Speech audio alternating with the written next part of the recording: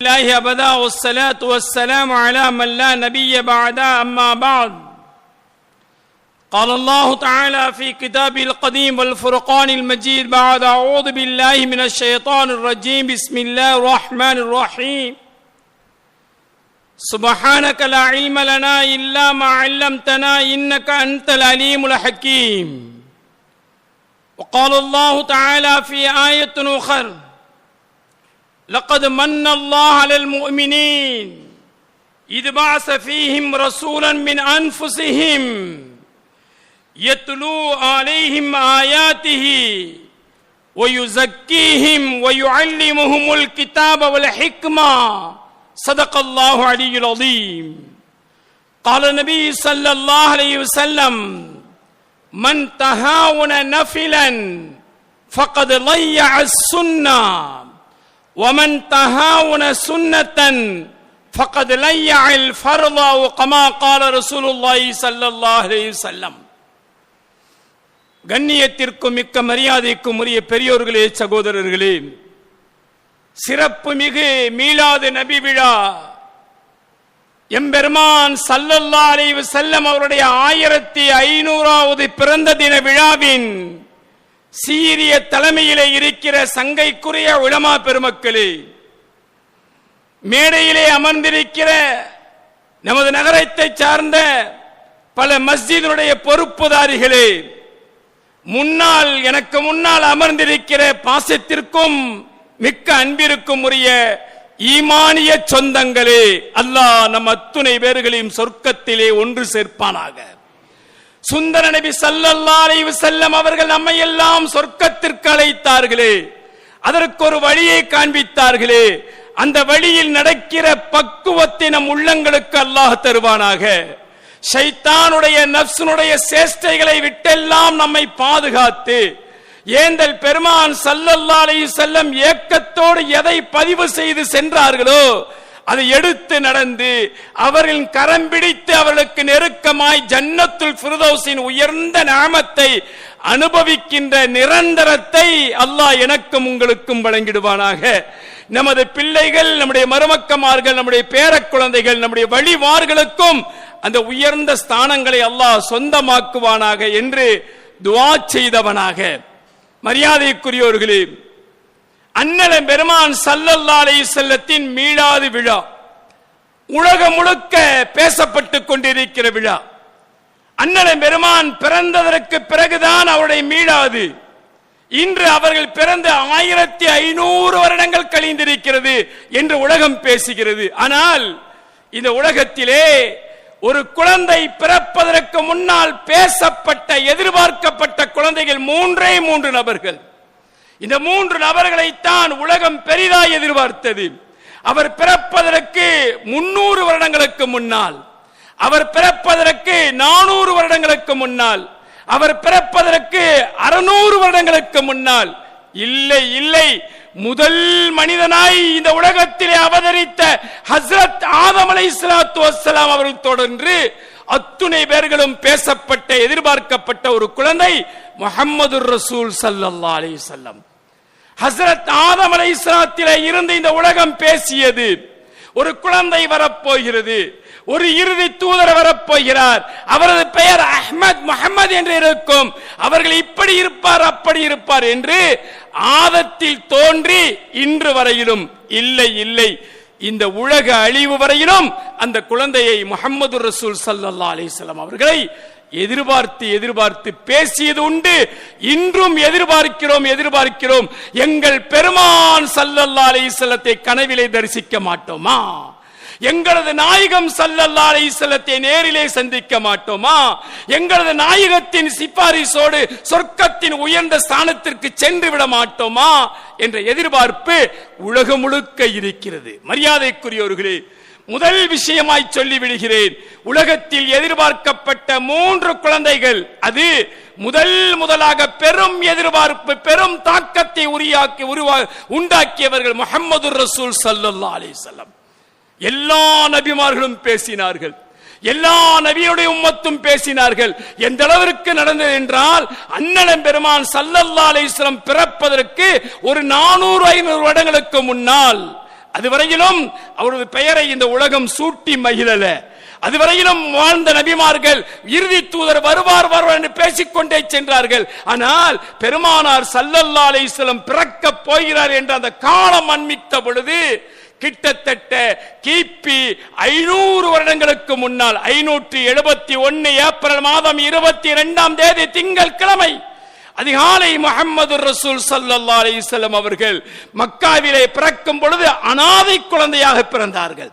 அவர்கள் பிறக்கும் பொழுது தகப்பன் இல்லை, தகப்பனின் முகம் தெரியாத குழந்தை. அந்த குழந்தை அனாதையாய் பிறந்தார்கள். ஆனால் அவர்கள் பிறப்பதற்கு 500 வருடங்களுக்கு முன்னால் இந்த உலகத்திலே வாழ்ந்த எத்தனையோ குடும்பங்கள் தான் பெற்றெடுக்கிற ஆண் பிள்ளைக்கு அஹ்மத் என்று பெயர் வச்சாங்க, முஹம்மது என்று பெயர் வச்சாங்க.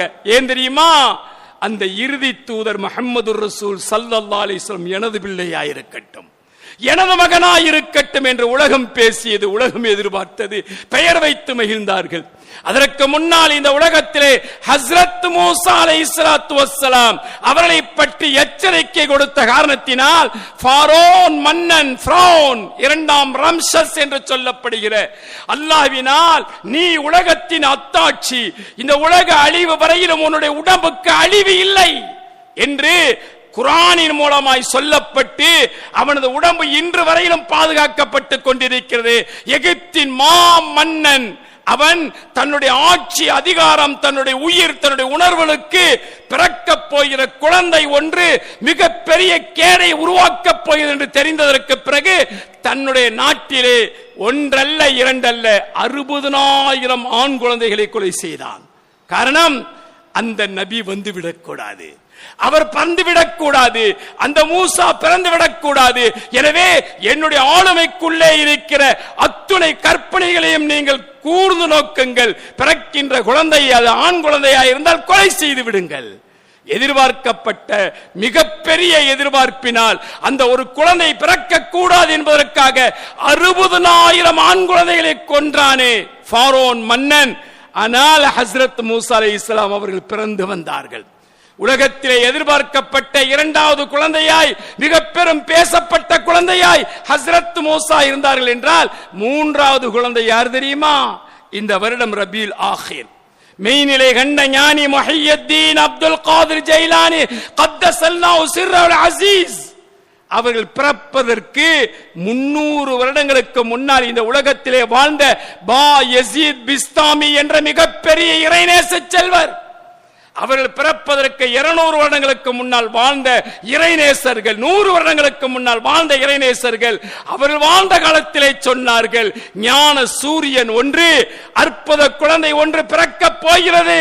அந்த குழந்தை பிறந்ததற்கு பிறகுதான் மெய் நிலை கண்ட நிலை, அந்த ஞானத்தின் பாறை, அந்த ஞானத்தின் பார்வை, அந்த ஞானத்தின் பாதை, அதை ஒன்றுபடுத்தி பாதுகாக்கின்ற குழந்தையாய் இந்த உலகத்திற்கு வரப்போகிறார்கள்.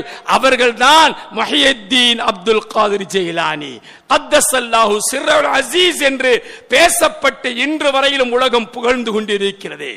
எதிர்பார்க்கப்பட்ட குழந்தைகளிலே உலகம் முழுக்க பேசிய ஒரே குழந்தை முஹம்மது ரசூல் ஸல்லல்லாஹு அலைஹி வஸல்லம் அவர்கள் இறுதி தூதராக வந்தார்கள். அவர்கள் இன்று வரையிலும் பேசப்பட்டுக் கொண்டிருக்கிறார்கள். உலக அழிவு வரையிலும் பேசப்படுவார்கள். உலக அழிவுக்கு பிறகு அவர்களை கொண்டுதான் அனைத்தும் நடக்கும். மரியாதைக்குரியவர்களே, அந்த நபியை பற்றி உலகம், அந்த நபியை பற்றி பெரும் பெரும் செய்திகளை பதிவு செய்து கொண்டே இருக்கிறது.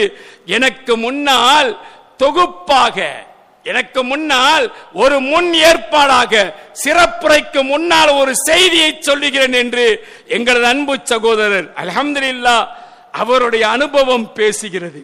தாய்க்கும் பிள்ளைகளுக்குமாக, தாய்க்கும் மகனுக்குமாக, மாமியாருக்கும் மருமகளுக்குமான அந்த பிரச்சனைகளை, அன்பு என்பது இயற்கையா செயற்கையா? அந்த அன்பு என்பது இயற்கையா இருந்தால் அதன் தாக்கம் என்ன, செயற்கையா இருந்தால் அதனுடைய வீரம் என்ன, அதனுடைய வேகம் என்ன என்பதை அழகாக எடுத்து சொன்னார்களே. அதிலே அந்த பாதையிலேயே நானும் என்னுடைய பயணத்தை தொடங்குகிறேன். மரியாதைக்குரியவர்களே, அன்பு அது இயற்கையா இருக்க வேண்டும். நேச வாசம் அது செயற்கையாயிருக்க வேண்டும் என்று எக்கச்சக்கமான திருமணத்தின் கவுன்சிலிங் செய்து பல நூற்றுக்கணக்கான ஆயிரக்கணக்கான பஞ்சாயத்துகளை பார்த்து என்னுடைய அன்பு சகோதரர் அழகான பாடம் நடத்தி சென்றிருக்கிறார்கள். அல்ஹம்துலில்லாஹ். மரியாதைக்குரியவர்களே, மாநபி ஸல்லல்லாஹு அலைஹி வஸல்லம் அவர்கள் மனங்களை வென்றவர்கள் என்று இன்றைய நோட்டீஸிலும் கூட எழுதப்பட்டிருக்கிறது. மனங்களை வென்றவர்கள் மாநபி ஸல்லல்லாஹு அலைஹி வஸல்லம் அவர்கள் பிறப்பதற்கு முன்னால் இந்த உலகத்தில் வாழ்ந்த நல்லவர்கள், தூய்மையானவர்கள், நேர்மையானவர்கள் அத்துணை பேர்களுடைய மனங்களிலும் குடிகொண்டிருந்தார்கள். பிறந்ததற்கு பிறகு மனங்களிலே இருந்தார்கள். இன்றும் நம்முடைய மனங்களிலே மாநபி ஸல்லல்லாஹு அலைஹி வஸல்லம் நிகழ்வுகளை கொஞ்சம் கொஞ்சமாய் சில செய்திகளை நமக்குள்ளே பகிர்ந்து கொள்வோம். இந்த உம்மத்தின் மீது அல்லாஹ் செய்த அருள், நம்மின் மீது குர்ஆனின் மூலமாக அல்லாஹ் சொல்லுகிற மிகப்பெரிய செய்தி, லகத் மன்னல்லாஹு அலல் முஃமினீன் இத் பஅஸ ஃபீஹிம் ரசூல். உங்களுக்கு அல்லாஹ் செய்த பெரும் பாக்கியம். நம்மை பார்த்து அல்லாஹ் சொல்கிறான், உங்களுக்கு நான் செய்த பெரும் பாக்கியம் என்ன தெரியுமா? உங்களின் மூலமாக உங்களில் ஒருவராய் முஹம்மது ரசூல் ஸல்லல்லாஹு அலைஹி வஸல்லம் அவர்களை உங்களுக்கு நபியாக அனுப்பினேனே, உங்களுடைய வழிகாட்டியாய் அனுப்பினேனே, உங்களுடைய வாழ்க்கையை காட்டுகின்ற ஒரு தூய்மையான ஒரு ஹாதியாக, ஒரு நேர்வழி காட்டக்கூடிய மனிதராக முஹம்மது ரசூல் ஸல்லல்லாஹு அலைஹி வஸல்லத்தை நான் உங்களுக்கு அனுப்பினேனே, அது நான் உங்களுக்கு செய்த மாபெரும் கிருபை, நான் உங்களுக்கு செய்த மாபெரும் அருள், பேருபகாரம் என்று அல்லாஹ் சொல்லுகிறானே. அந்த பேருபகாரம் எப்படியெல்லாம் நடக்கிறது தெரியுமா? கண்ணியமானவர்களே, ஒரு முறை கண்மணி நாயகம் ஸல்லல்லாஹு அலைஹி வஸல்லம் தன் அன்பு மகள் ஃபாத்திமாவுடைய வீட்டிற்குள்ளே செல்கிறார்கள். அவருடைய உபகாரத்தை பாருங்கள். இந்த உம்மத்தின் மீது அவர்கள் வைத்திருந்த பாசம், இந்த உம்மத் அவர்கள் மீது கொள்ள வேண்டிய நேசம் என்ன என்பதற்கு அற்புதமான ஒரு சம்பவம். தன்னுடைய மகள் ஃபாத்திமாவின் வீட்டிற்கு செல்கிறார்கள். பேர குழந்தைகள் இருவரும் ஹசன் ஹுசைன். ஹசனுக்கு அப்பொழுது 5 வயது, ஹுசைனுக்கு அப்பொழுது 3.5 வயது. அந்த 2 சின்ன குழந்தைகளும் பாட்டனாருடைய மடியிலும் முதுகிலும் கிடந்து அளாவி கொஞ்சி மகிழ்கிறார்கள். பெருமானார் ஸல்லல்லாஹு அலைஹி வஸல்லம் தன் மடியிலே கிடக்கிற பிள்ளை, தன் தோளிலே தோழுகிற பிள்ளை, இருவரையும் உச்சி முகிழ்ந்து கொண்டிருக்கிறார்கள். சந்தோஷத்தின் உச்சக்கட்டம். பேரன்களை பார்த்து, அந்த தன்னுடைய பாட்டனை பார்த்து இவர்கள் 2 பேர்களும் 3 பேர்களும் சேர்ந்து குதூகலம், மிகப்பெரிய சந்தோஷம். மகளார் ஃபாத்திமா வீட்டின் ஒரு ஓரத்திலே அமர்ந்திருக்கிறார். தன்னுடைய தந்தை தன்னுடைய பிள்ளைகளோடு கொஞ்சி மகிழ்கிற அந்த காட்சி பார்ப்பதற்கு ரம்மியமாய் இருக்கிறது, பார்ப்பதற்கு அதிசயமாய் இருக்கிறது, பேராச்சரியமாய் இருக்கிறது. பெருமானார் பிள்ளைகள் மீது எப்பொழுதுமே கொள்ளை கொண்டு அன்பு கொண்டவர்கள். நபி எந்த பிள்ளையை பார்த்தாலும் அதை உடனே வாரி எடுத்து விடுவார்கள் தன்னுடைய கைக்குள்ளே. பெருமானார் ஸல்லல்லாஹு அலைஹி வஸல்லம் அகமகிழ்ந்து கொண்டு இருக்கும் பொழுது, சந்தோஷத்தின் உச்சியிலே இருக்கும் பொழுது, கண்மணி நாயகம் ஸல்லல்லாஹு அலைஹி வஸல்லத்தின் கண்களில் இருந்து கண்ணீர் வடிகிறது.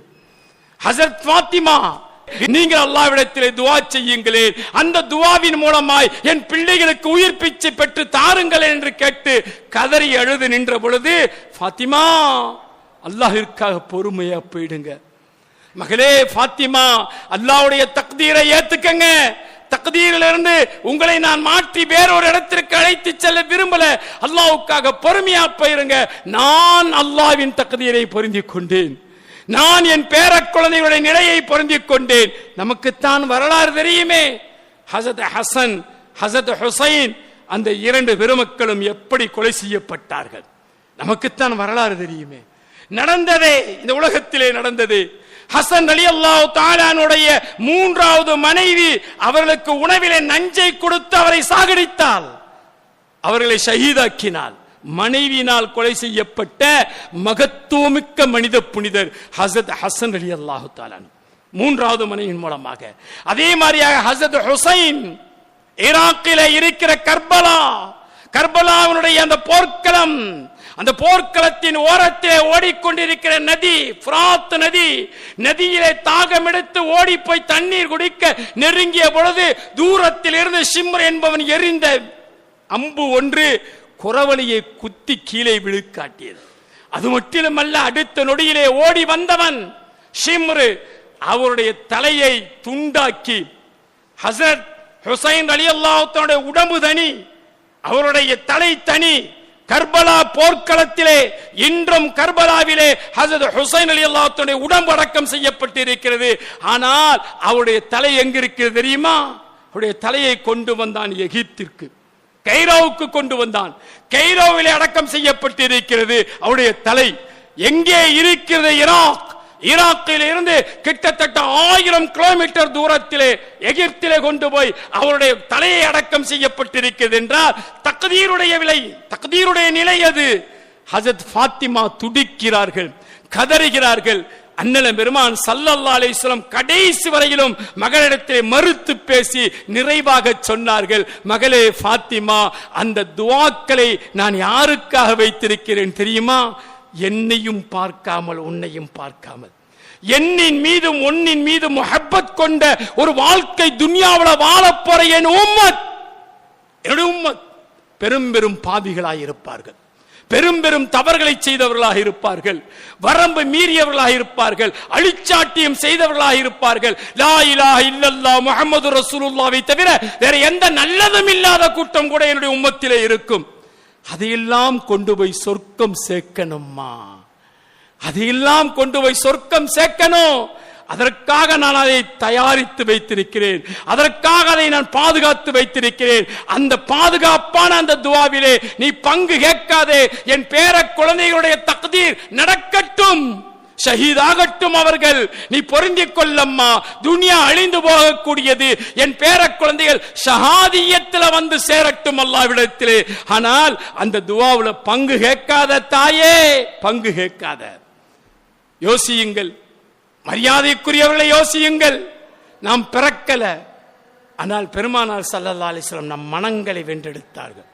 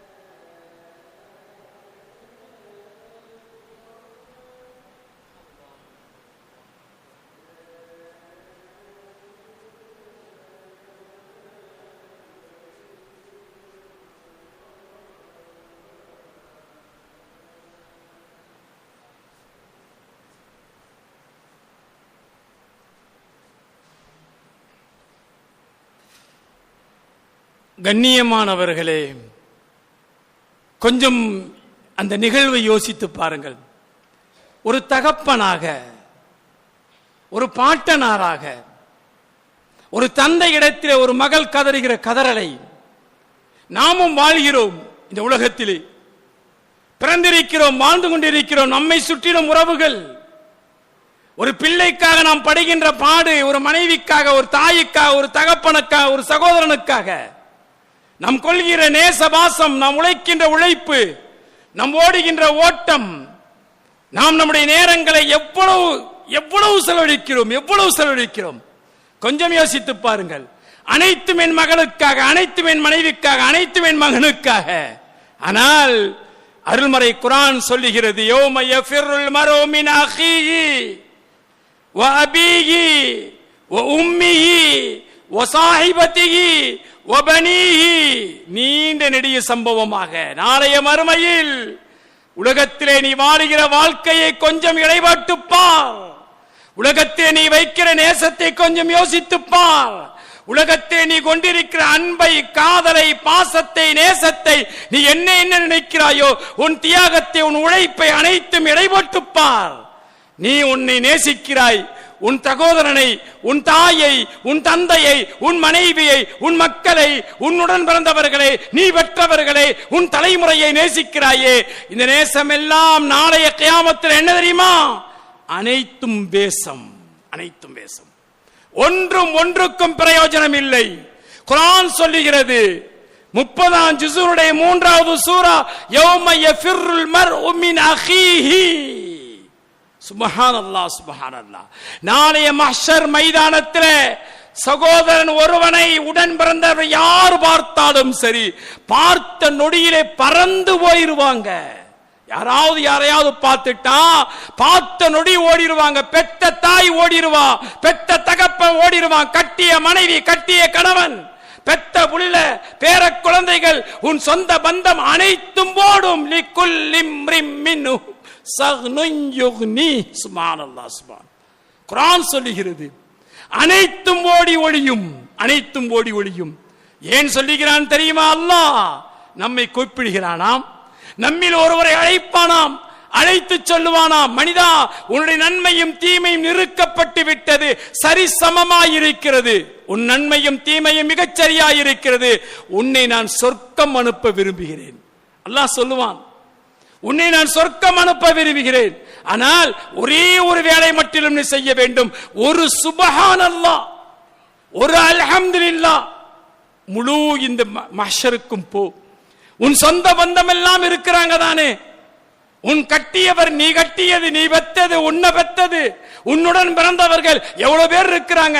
போய் யாரிடத்திலாவது ஒரே ஒரு சுப்ஹானல்லாஹ் வாங்கிட்டு வா என்று அல்லாஹ் அனுப்புவானாம்.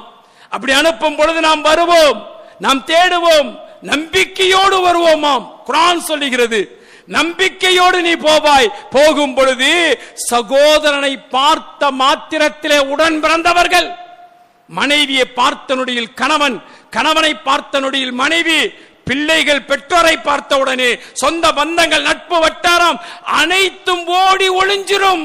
ஃபர்ர என்ற வார்த்தைக்கு தமிழாக்கம் என்ன தெரியுமா? யஃபிர்ரு என்றால் என்ன அர்த்தம் தெரியுமா? மேலே பறந்து கொண்டிருக்கிற ஒரு பருந்து, ஒரு கழுகு கீழே இருக்கிற தன்னுடைய இரையை தேடி எடுக்க வரும் பொழுது வந்து உட்கார்ந்து எடுக்காது. வர்ற வேகத்தில் என்ன செய்யும்? அப்படி எடுத்துட்டு ஒரே ஓட்டம். அதே மாதிரியாக நீ வருவதை கண்டுவிட்டால் உன் சொந்த பந்தம் அனைத்தும் ஓடி ஒளிஞ்சிரும். யாரும் உன் கண்ணுக்கு தெரிய மாட்டாங்க.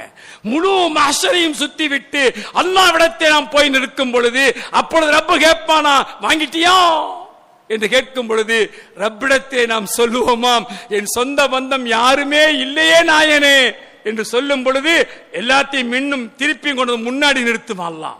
அப்படி நிறுத்தி கேட்டுப்பார். யாரும் பேச மாட்டாங்க, யாரும் பேச மாட்டாங்க. அனைவரும் மௌனமாயிருவாங்க. யாரும் யாருக்கும் உதவி செய்ய மாட்டாங்க. அந்த நேரத்தில் அல்லாஹ் சொல்லுவான், பார்த்தாயா உன் உறவை, பார்த்தாயா நீ பெற்றதை, பார்த்தாயா நீ கட்டியதை, உன்னை பெற்றதை தெரிந்து கொண்டாயா? நான் உன்னின் மீது கொடுத்த அருள், நான் உன்னின் மீது செய்த பேருபகாரம் லக்கத் மன்னல்லாஹு அலல் முஃமினீன இத் பஅஸ ஃபீஹிம் ரசூல். உனக்கு நான் செஞ்ச பேருபகாரம் என்ன தெரியுமா? உனக்கு ஒரு நபியை முஹம்மது ரசூல் ஸல்லல்லாஹு அலைஹி வஸல்லம் கொடுத்திருக்கிற. அங்க போய் நில், அங்க போய் நில். அங்கு போய் நின்றதற்கு பிறகுதான் என்ன நடக்கும்? நம்முடைய நினைப்புகள் அல்லாஹ் நாடியது நடக்கும் என்பதை குர்ஆன் சொல்லுகிறது. இந்த தாய், இந்த தகப்பன், இந்த பிள்ளை, இந்த பேரன், இந்த மனைவி, இந்த மக்கள், இந்த கணவன், இந்த உறவுகளுடைய நேசவாசம் அனைத்தும் இயற்கையான நேசம் என்றாலும் அது வேஷமாய்த்தானே போய் முடிகிறது. செயற்கையான நேசம் என்பது முஹம்மது ரசூல் ஸல்லல்லாஹு அலைஹி வஸல்லம் மீது நீங்கள் உருவாக்கி கொள்ளுங்கள் என்று குர்ஆனும் ஹதீஸும் சொல்லுகிறது. உங்களுடைய மீது, நம்மின் மீது கடமையாக முஹம்மது ரசூல் ஸல்லல்லாஹு அலைஹி வஸல்லம் சொல்கிறார்கள், நீங்கள் நஃபில்களிலே பேணுதலாயிருங்கள், நஃபிலான அமல்களிலே நீங்கள் கொஞ்சம் கவனமாயிருங்கள், நஃபிலான அமல்களை அதிகம் செய்யுங்கள். அதிகம் செய்வீர்களானால் சுன்னத்தை பாதுகாப்பீர்கள். சுன்னத் உங்களிடம் பாதுகாக்கப்பட்டு விட்டால் ஃபர்லுகள் உங்களிடத்தில் பக்குவமாயிருக்கும். முஹம்மது ரசூல் ஸல்லல்லாஹு அலைஹி வஸல்லம் தன் வாழ்க்கை முழுக்க இந்த உம்மத்தை கொண்டு போய் சொர்க்கம் சேர்க்கிறதுக்கு எக்கச்சக்கமான வழிகளை இந்த உலகத்தில் போதிச்சாங்க. அந்த போதனையில கடைசி கட்டங்கள் மிகப்பெரிய வரலாறு பெருமானார் ஸல்லல்லாஹு அலைஹி வஸல்லம் வரலாறு. கிபி 571 வருடம் ஏப்ரல் மாதம் 22ஆம் தேதி திங்கள் கிழமை அதிகாலை தஹஜ்ஜுடைய நேரத்தில் அனாதை குழந்தையாக மக்காவிலே மாநபி ஸல்லல்லாஹு அலைஹி வஸல்லம் பிறந்தார்கள் என்று தொடங்கி கிபி 632ஆம் வருடம் ஜூலை மாதம் 22ஆம் தேதி திங்கள் கிழமை பகல் காலை 10:30 மணிக்கு முஹம்மது ரசூல் ஸல்லல்லாஹு அலைஹி வஸல்லம் தன்னுடைய 64வது வயதிலே வஃபாத் ஆனார்கள் என்று சொல்லுகிற வரையிலும் பெருமானார் ஸல்லல்லாஹு அலைஹி வஸல்லம் வரலாறு பிரம்மாண்டமான வரலாறு. எக்கச்சக்கமான நிகழ்ச்சிகள், எக்கச்சக்கமான சம்பவங்கள். சீரத்தை படியுங்கள், பெருமானார் ஸல்லல்லாஹு அலைஹி வஸல்லம் வாழ்க்கை வரலாறை படியுங்கள். ஒவ்வொரு முறை படிக்கும் பொழுது ஒவ்வொரு அற்புதமான விளக்கங்களை அல்லாஹ் நம்முடைய உள்ளத்திலே போடுவான்.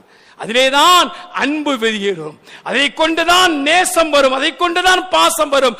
வாழ்க்கை முழுக்க வழிகாட்டிய பெருமானார் ஸல்லல்லாஹு அலைஹி வஸல்லம் தங்களுடைய ஹஜ்ஜத்துல் வதாவுல, தன்னுடைய ஹஜ்ஜத்துல் விதாவுல அற்புதமான செய்தி அது. ஹஜ் முடிஞ்சிச்சு. நீண்ட நெடிய வரலாற்றில் ஒரு துணுக்கு செய்தியை சொல்றேன். ஹஜ் முடிஞ்சிச்சு, மினாவுக்கு வந்துட்டாங்க. மினாவுல கடமைகள்லாம் நிறைவாகுது. பிறகு அங்கிருந்து மதீனாவுக்கு பெறப்படணும். அப்படி பெறப்படுகின்ற அந்த நேரத்தில் ஸல்லல்லாஹு அலைஹி வஸல்லம் சஹாபாக்கிட்ட பேசினாங்களாம். மினாவிலிருந்து பெறப்படும் பொழுது ஸல்லல்லாஹு அலைஹி வஸல்லம் தன் தோழர்கிட்ட பேசினாங்களாம், எனக்கு ஒரு ஆசை, எனக்கு ஒரு ஆசை. பெருமானார் சொல்றாங்க, அந்த ஆசை, நான் பெறுகின்ற அந்த ஆசை உண்மையிலேயே பேராசை. அந்த பேராசை எனக்கு தான் வேணும், அது எனக்கு தான் வேணும். ஆனா அது எனக்கு வேணும் என்றால் நீங்க துஆ செய்யணும். ஸல்லல்லாஹு அலைஹி வஸல்லம் சொல்றாங்க, சஹாபாக்கிட்ட சொல்றாங்க, என்ன நாயகமே ஆசை? உங்களுக்கும் ஒரு ஆசையா? அது என்ன நாயகமே ஆசை என்று கேட்ட பொழுது பெருமானார் ஸல்லல்லாஹு அலைஹி வஸல்லம் சொன்னார்களாம், அல்லாஹ் அரிசிலே இருக்கிறான், அவன் தனக்கு அடுத்த ஒரு சிம்மாசனம் வைத்திருக்கிறான். அந்த சிம்மாசனத்தை இன்று வரையிலும் அது யாருக்கு கொடுக்க போகிறேன் என்று டிக்ளரேஷன் பண்ணாமல் இருக்கிறான். அது யாருக்கு? அவன் அரிசியிலே அமர்ந்திருக்கிறான், அவனுக்கு அடுத்த ஒரு சிம்மாசனம், அந்த அழகிய சிம்மாசனத்திலே யாரை அமர்த்தி வைத்து அழகு பார்க்க போகிறான் என்ற அறிவிப்பு இன்று வரையிலும் வராமல் இருக்கிறது. நான் இறுதி தூதர் முஹம்மது ரசூல் ஸல்லல்லாஹு அலைஹி வஸல்லம் ஹபீபான நபி, நேசமான நபி, அல்லாஹ்வின் அன்பை பெற்ற நபி, அல்லாஹ்வின் அருளுக்குரிய நபி, நம்மின் மீது மிகப்பெரிய பேருபகாரமாய் இறக்கி வைத்த நபி, அல்லாஹ்வின் அன்பை அதிகம் அதிகம் பெற்ற நபி. அந்த நபி தன்னுடைய உம்மாவான நம்மை பார்த்து, தன் தோழர்களான சஹாபாக்களை பார்த்து சொல்கிறார்கள், அது எனக்கு வேண்டும், நீங்கள் துஆ செய்யுங்கள். பெருமானார் ஸல்லல்லாஹு அலைஹி வஸல்லம் அந்த துஆவையும் சொல்லிக் கொடுக்கிறாங்க. ஸலுல்லாஹு லியல் வஸீலா, கேளுங்கள், நீங்கள் எல்லாம் கேளுங்கள், எனக்காக கேளுங்கள். அல்லாஹ் தனக்கு அடுத்த ஸ்தானமாய் வைத்திருக்கிற அந்த வசீலா என்ற அந்த உயர்ந்த நேமத், அந்த உயர்ந்த மகாம், அந்த மகாம் எனக்கு வேண்டும், அல்லாஹ் அது எனக்கு தர வேண்டும். நீங்கள் எல்லாம் துஆ செய்யுங்கள். உங்களுடைய துஆவை கொண்டுதான் அல்லாஹ் எனக்கு அதை வழங்கலாம்.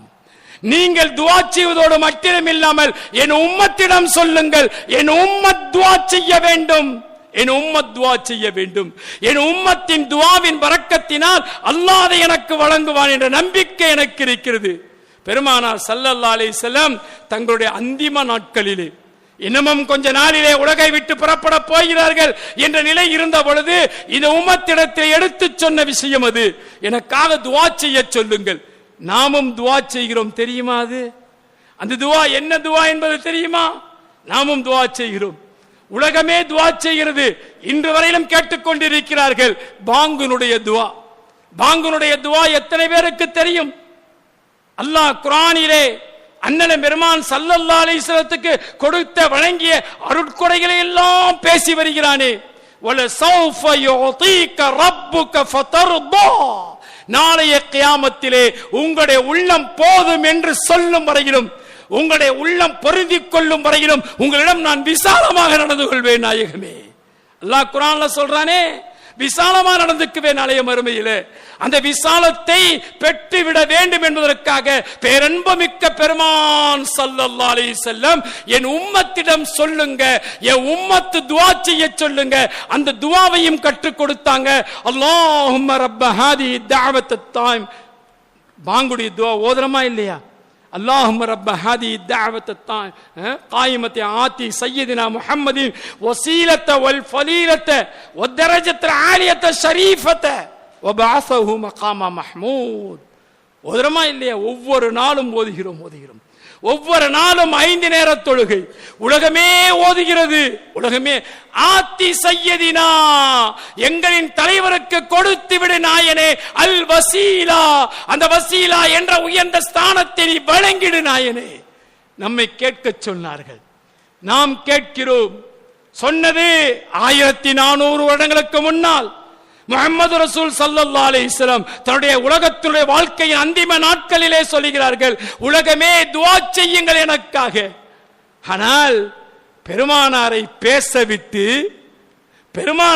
பேசவிட்டு அதுவரையிலும் அதை பற்றி எந்த செய்தியும் சொல்லாத அல்லாஹ் நபியை எதிர்பார்க்க வைத்து, நபியை பேச வைத்து, நபி சொன்னதற்கு பிறகு அல்லாஹ் அப்பொழுதுதான் வழங்குகிறான், அப்பொழுதுதான் டிக்ளரேஷன் பண்ணுகிறான், நாயகமே அந்த மகாம மஹ்மூத், அந்த உயர்ந்த வசீலா உமக்கு வழங்கப்பட்டு விட்டது, உங்களுக்கு கொடுக்கப்பட்டு விட்டது. அதுவரையிலும் கொடுக்கல யாருக்கும். ஆதத்திற்கு கிடைக்குமா? இப்ராஹிம் அலைஹிஸ்ஸலாம் கிடைக்குமா? மூசா அலைஹிஸ்ஸலாம் கிடைக்குமா? ஈசா அலைஹிஸ்ஸலாம் கிடைக்குமா? எந்த நபிக்கு கிடைக்கும்? அதுவரையிலும் யாருக்கும் இல்லை. நபி தானும் ஆசைப்பட்டாங்க, எல்லா நபியும் ஆசைப்பட்டாங்க, நபியும் ஆசைப்பட்டாங்க. நபியை பேச விட்டு பேசியதற்கு பிறகு சில செய்திகள் இப்படி இருக்கிறது, நாம் உள்வாங்க வேண்டும், நாம் விளங்க வேண்டும். சில செய்தியை பெருமானார் கேட்டவுடனே அல்லாஹ் கொடுத்தான், சில செய்திகளை பெருமானார் நினைச்சவனையே கொடுத்தான். அப்படியும் இருக்குது. அவங்க கேட்க கூட இல்லை, நபி நினைப்பாங்க, நினைச்சவனை கொடுத்துருவான்.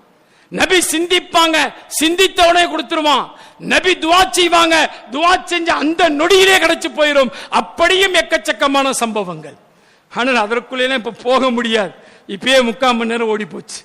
பெருமானார் ஸல்லல்லாஹு அலைஹி வஸல்லம் இடத்திலே அல்லாஹ் சொல்லுகிறான், நாயகமே ஹபீபே, உங்களுடைய உம்மத் உலகத்தின் கடைசி நாள் வரையிலும் இந்த உலகத்தில் வாழப் போகிற உங்களுடைய உம்மத் கோடான கோடி உம்மத் வாழுகின்ற காலமெல்லாம் பாங்கு துஆ, என் உம்மத்தை என்னுடைய நபிக்கு கொடுத்திரு, எங்களுடைய தலைவருக்கு கொடுத்திரு, நாயனே அந்த வசீலாவை கொடு, அந்த உயர்ந்த ஸ்தானத்தை கொடு என்று உலகமே கேட்க போகிறது. அதுவெல்லாம் தக்தீரின் வெளிப்பாடு. இன்னமும் நம்ம பிறக்கல, இன்னமும் நமக்கு பின்னால் உள்ளவங்க பிறக்கல. 1400 வருடங்களுக்கு முன்னால் அண்ணன் பெருமான் ஸல்லல்லாஹு அலைஹி வஸல்லம் அல்லாஹ் சொன்னா, தக்தீரின் வெளிப்பாடு. உலகமே சேர்ந்து துஆ செஞ்சு அந்த கூட்டு துஆ அனைத்தையும் மறுத்து உங்களுக்கு மாட்டேன் என்று சொல்லுவேனா? நான் கொடுத்து விட்டேன் நாயகமே, உங்களுக்கு கொடுத்துட்டேன் நாயகமே, எனக்கு அடுத்த ஸ்தானம் உங்களுக்குத்தான். சொன்னதோடு மட்டும் இல்லாமல் அல்லாஹ் அதை நடைமுறைப்படுத்தி காட்டினானாம் முஹம்மது ரசூல் ஸல்லல்லாஹு அலைஹி வஸல்லம் இடத்துல. எப்படி காமிச்சான் தெரியுமா? ஸல்லல்லாஹு அலைஹி வஸல்லம் மதீனா வந்ததற்கு பிறகு சஹாபாக்கிட்ட சொல்றாங்க, அல்லாஹ் எனக்கு ஒரு காட்சியை காண்பித்தா, இதுதான் வேணும், எனக்கு ஒரு காட்சியை காண்பித்தான். நான் என் கண்ணால் கண்டு ரசித்தேன். பெரும் பாக்கியம். யாருக்குமே கொடுக்காத அந்த உயர்ந்த வசீலாவை அல்லாஹ் எனக்கு குர்ஆனில் ஹதீஸிலே பெருமானார் ஸல்லல்லாஹு அலைஹி வஸல்லம் சஹாபாக்களின் மூலமாக ஸல்லுல்லாஹு லியல் வஸீலா மல் வஸீலத்து யா ரசூலல்லாஹ் ஹுவ அலா தரஜத்துன் லா யனாலுல்லாஹு இல்லா வாஹிதுன் அர்ஜு அனஹு ஸல்லல்லாஹு அலைஹி வஸல்லம் சொன்ன வார்த்தை. உயர்ந்த ஸ்தானத்தை வைத்திருக்கிறார். இன்னமும் யாருக்கும் தருவேன் என்று வாக்குறுதி தரல. எனக்கு ஆசையா இருக்குது, அது எனக்கு வேண்டும். எனக்கு ஆசையா இருக்குது, அது எனக்கு வேண்டும். எனக்கு வேணும்னா அதுக்கு வழி நானா பெற்றுக்கொள்ள முடியாது.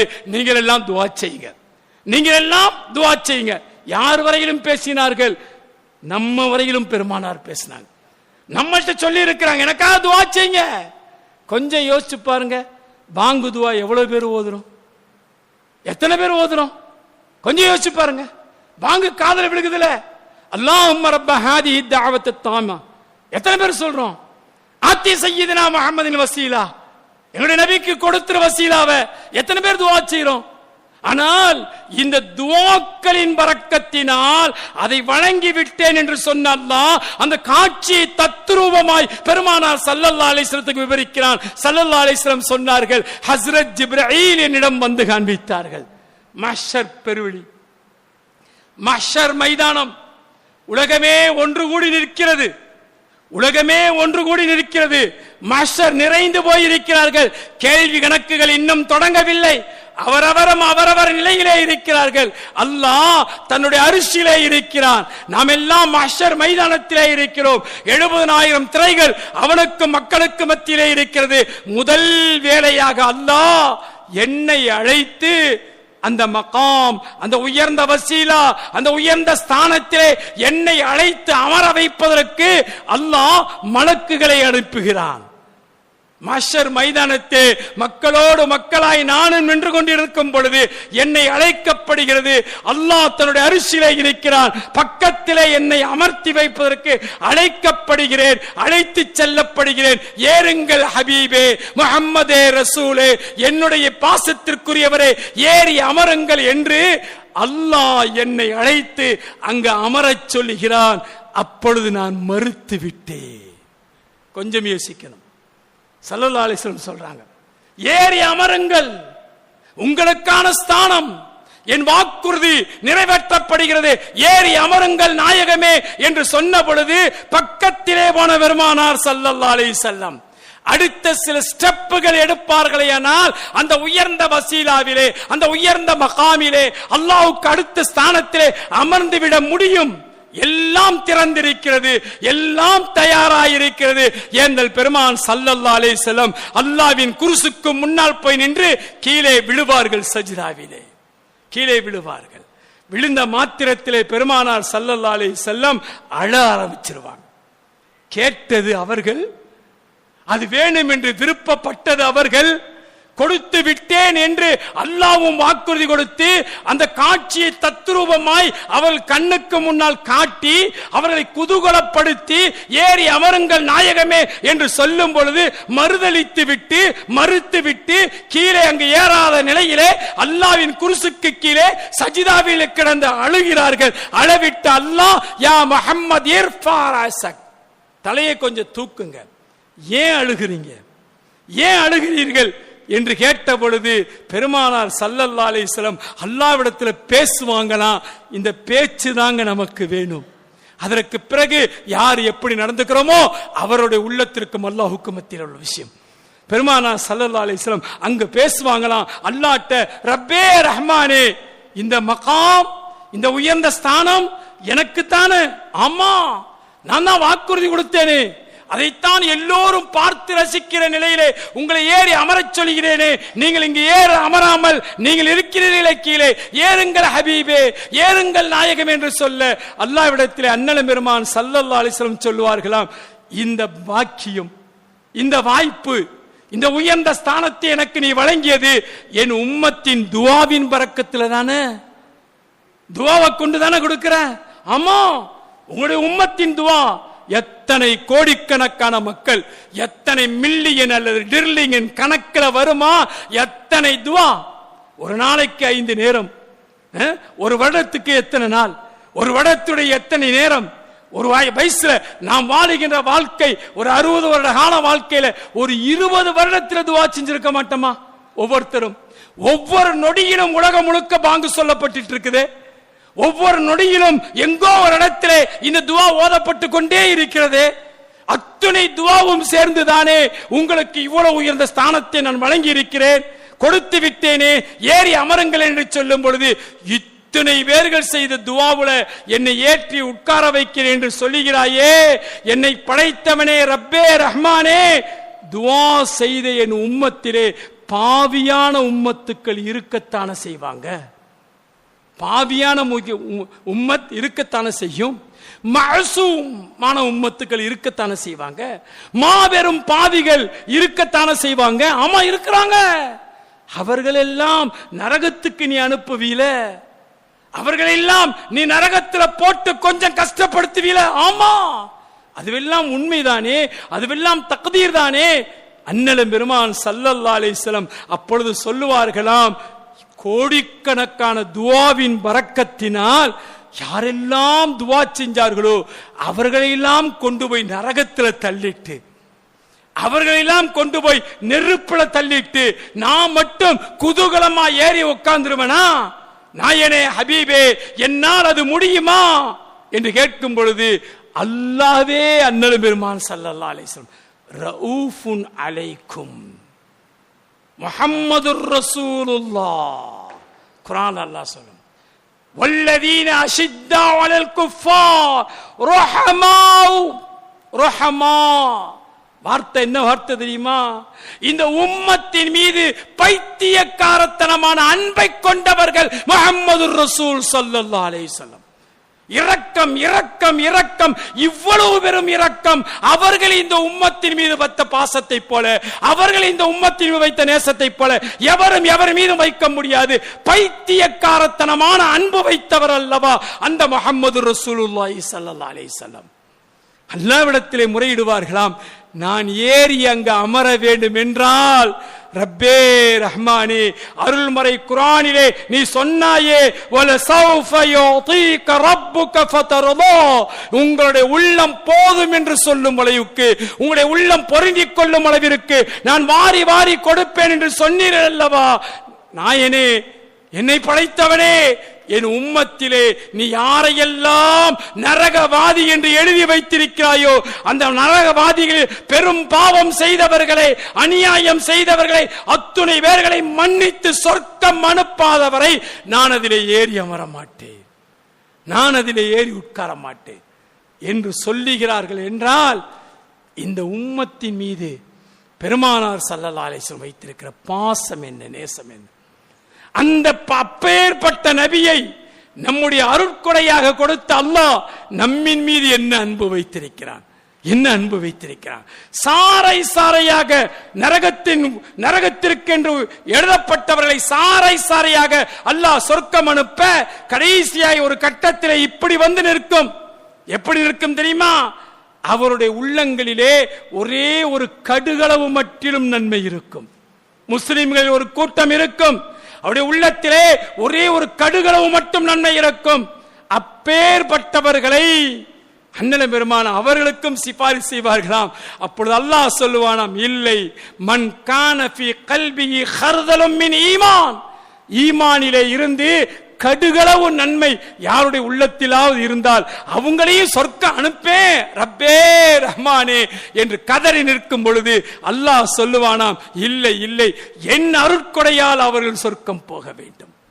நீங்கள் விட்டு விடுங்கள் நாயகமே, உங்களுடைய சிபாரிசு ஏற்றுக்கொள்ளப்பட்டு விட்டது. பெரும் பெரும் மக்கள் போயிட்டாங்க, கொஞ்சோடு வச்சிருக்கிற நன்மை, மினியூண்டு மினியூண்டு சாக சின்ன நன்மை, அந்த பித்தை போல கடுகை போல அந்த நன்மை வச்சிருக்கவங்கள என்னுடைய இரக்கத்திலே நான் ரஹீமாக இருக்கிறேன், நான் ரഊஃபாக இருக்கிறேன், நான் ரஹ்மானாக இருக்கிறேன்.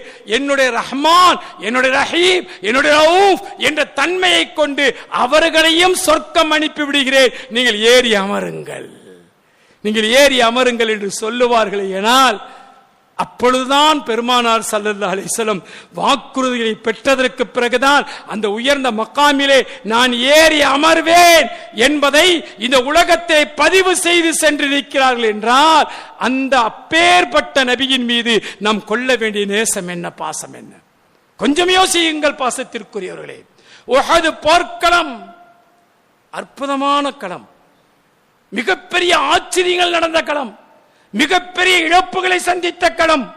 நேரமும் காலமும் இப்பொழுது எல்லாதற்கு உஹது போர்க்களத்திலே பெருமானார் ஸல்லல்லாஹு அலைஹி வஸல்லம் கொலை செய்யப்பட்டுட்டாங்க என்ற வதந்தி பரவுச்சு.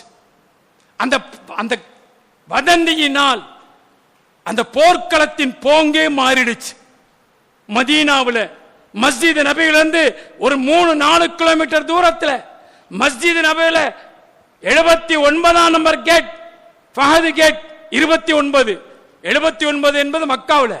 மதீனாவில் மஸ்ஜித் நபியில 29ஆம் number gate Fahd gate. Fahd கேட்டுடைய வெளியே நின்று பார்த்தா உஹது மலை தெரியும். அந்த மலை பக்கத்தில் சுற்றி இருக்கிற அந்த மைதானம் தெரியும். பெருமானார் ஸல்லல்லாஹு அலைஹி வஸல்லம் கொலை செய்யப்பட்டுட்டாங்க என்ற செய்தி மதீனாவுக்குள்ள வந்துருச்சு.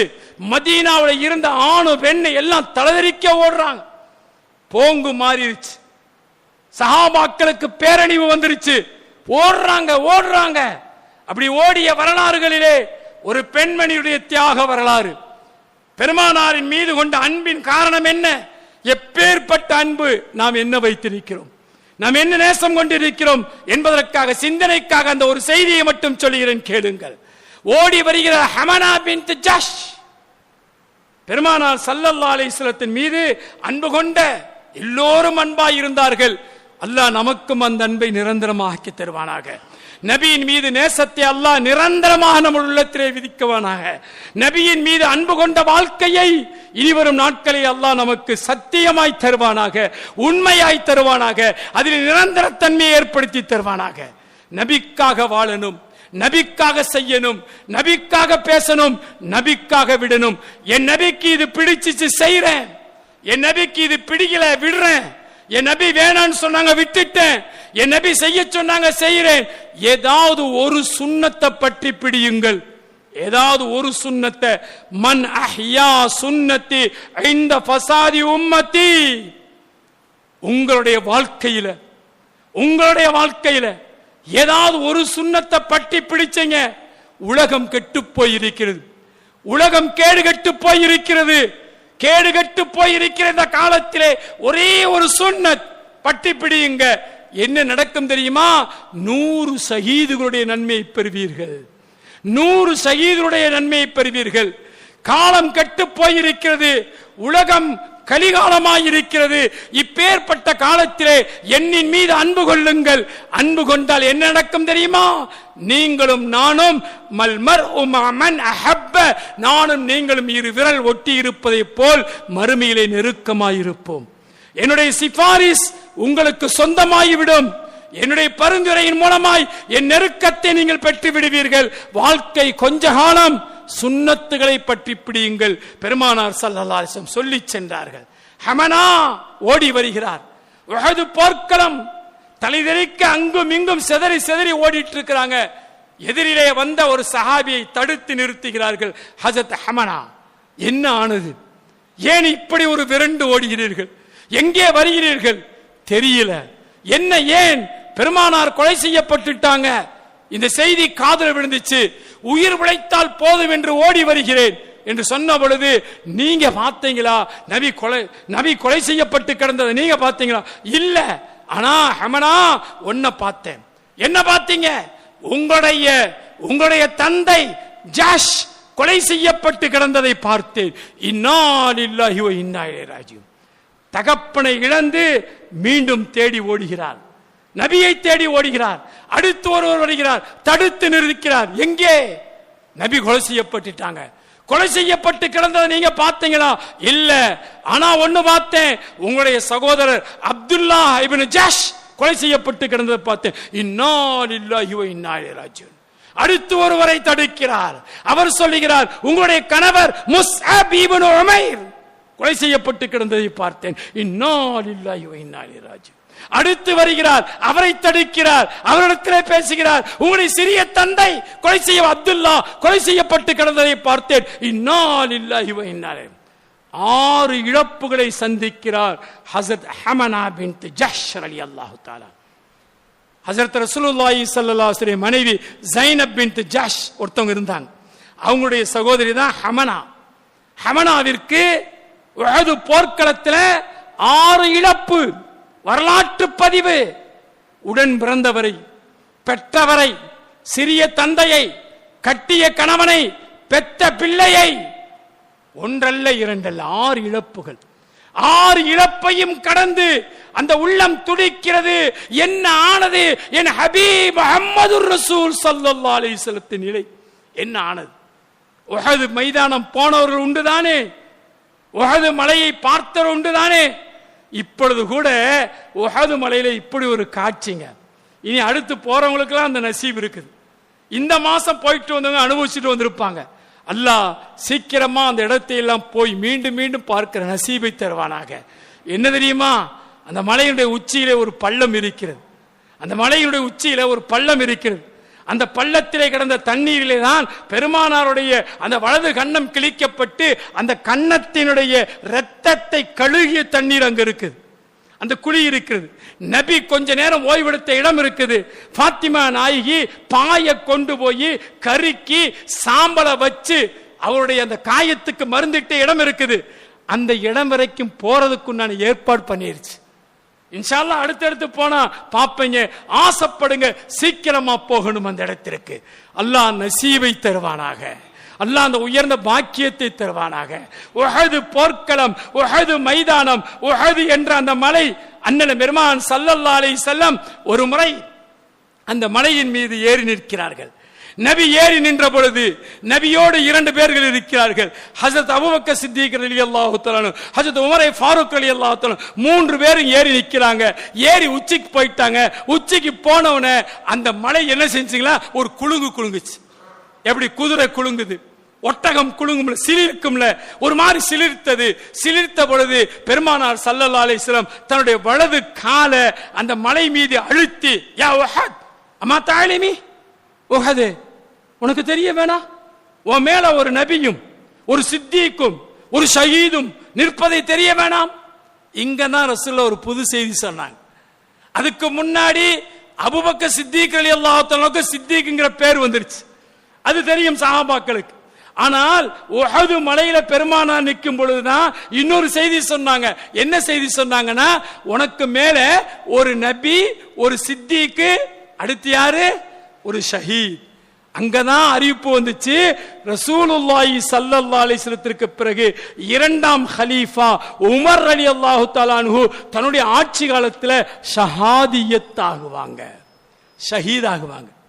தன்னுடைய ஆட்சி காலத்துல என்னவாகுவாங்க, ஷஹீத் ஆகுவாங்க. அவங்க ஷஹீதாக்கப்படுவாங்க என்பது அங்கதான் வந்துச்சு. ஹஜரத் உமர் ஃபாரூக் அப்படிதான் ஷஹீதானாங்க, அப்படிதான் ஷஹீதானாங்க. எனக்கு என்னென்னமோ வருது மனசுக்குள்ள. இன்னொன்னு சொல்லிடுறேன் கேளுங்க. உமர் ரலியல்லாஹு தஆலா தன்னுடைய ஹயாத்துல துஆ செஞ்சாங்களாம், அல்லாஹ் எனக்கு ஷஹாதியத்தை கொடு, ஆனா அந்த ஷஹாதியத்தை நபியினுடைய ஊர்ல கொடு. ரெண்டுமே ஒத்து போகாது, ரெண்டுமே ஒத்து போகாதுங்க. மதீனாவுக்குள்ள போர் நடக்காது, மதீனாவுக்குள்ள உலக அழிவரையிலும் போர் இல்லை, போர் நடக்காது. போர் நடந்தா தானங்க ஷஹீதாக முடியும். ஷஹீதானா வெளியே போகணும், ஷஹீதானா வெளியே போகணும். வெளியே போய் ஷஹீதானா அந்த ஜனாசா மதீனாவுக்குள்ள வராது, மதீனாவுக்குள்ள கொண்டு வரக்கூடாது. எங்க ஷஹீதோ அங்கே அடக்கம் பண்ணணும், இதுதான் சட்டம். ஆனா உமர் ரலியல்லாஹு துஆவ பாருங்க, அல்லாஹ் ஷஹாதியத்தை கொடு, அந்த ஷஹாதியத்தை எங்க வேணும், நபியினுடைய இந்த ஊர்ல வேணும். நடந்துச்சா இல்லையாங்க? அவங்க தொழுது வைக்கிற நேரத்துல தானே எதிரி அவர்களை கொலை செஞ்சான், மதீனாவிலேயே நடந்துச்சு. அவங்களை கொலை செஞ்சான், ஷஹீத் ஆயிட்டாங்க. அந்த உஹது மலை பெருமானார் இப்படி கேட்ட உடனே அப்படியே வேர்த்திருச்சு. ஹத்தா வரினத், புகாரில ஹதீஸ் இருக்குது. நபி இப்படி கேட்டவனையே அது வேர்த்திருச்சான், அதோடைய உடம்பெல்லாம் வேர்த்திருச்சு. உஹது பேசிச்சான், ரசூல்லாட்ட, இல்ல நாயகமே, நீங்களும் உங்களுடைய தோழரும் எப்பயாவது மேல வந்துட மாட்டீங்களா? உங்களுடைய புண்ணிய பாதம் பட்டுடாதான்னு ஏங்கின நாயகமே, நீ ஏறினவன குதூகலத்துல நான் அப்படி சிலிர்த்திட்ட நாயகனே என்று சொல்லும் பொழுது ஸல்லல்லாஹு அலைஹி வஸல்லம் அதை அமைதிப்படுத்தி சொன்னாங்கன்னா, உன் நேசத்திற்காக நீ என்னோடு சொர்க்கத்திலே இருப்பாய். எப்பேற்பட்ட பாக்கியம், எப்பேற்பட்ட பாக்கியம், எப்பேற்பட்ட பாக்கியம். கொஞ்சம் யோசிச்சு பாருங்க.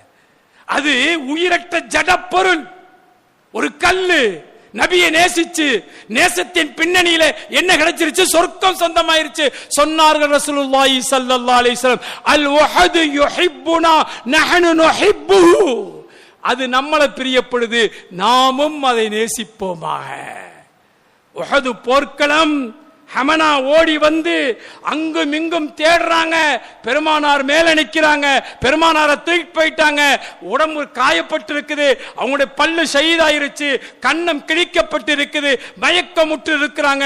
தூரத்துல வர்றத ஓடி வர தலைதிரித்து வர்றத பார்த்துட்டாங்க ரசூலுல்லாஹ். சஹாபாக்கிட்ட சொல்றாங்க, ஹமனாவை பக்கத்துல வர வேணான்னு சொல்லுங்க, என் நிலைமை பார்த்தா தாங்க மாட்டாருன்னு போய் சொல்றாங்க. ஆனா கதறாங்க, இல்லை நான் பொறுத்துக் கொள்வேன், பெருமானாரை சந்திக்கும் வரையிலும் நான் பொறுத்துக் கொள்வேன், நபியின் முகம் பார்க்கணும், அனுமதி கொடுக்க சொல்லுங்க. வேகமா வர்றாங்க. வந்தவங்க நபியை பார்க்கறாங்க. பார்த்தோனே சொன்ன வார்த்தை என்ன தெரியுமா? குல்லு முசீபத்துன் அஹ்கருன் இந்தக யா ரசூலல்லாஹ், குல்லு முசீபத்துன் ஹலலுன் இந்தக யா ரசூலல்லாஹ். நாயகமே, ஹபீபே, ஏந்தலே, எம்பெருமானே, உங்களை உயிரோடு பார்த்து விட்டேன், எனக்கு அது போதும் நாயகமே. அல்லாஹ் எனக்கு கொடுத்த முசீபத்து எதுவுமே சோதனையில் எதுவுமே சோதனை இல்லை நாயகனே. என் தந்தையை இழந்தேன், என் கணவனை இழந்தேன், என் சகோதரனை இழந்தேன், என் மகனை இழந்தேன். இந்த இழப்பு எதுவுமே இழப்பு இல்லை, நீங்கள் இருப்பது ஒன்று மட்டுமே எனக்கு போதும் நாயகமே என்று சொல்லுகிறார்கள். என்றால் நபியின் மீது நாம் வைக்க வேண்டிய நேசம் என்ன, பாசம் என்ன?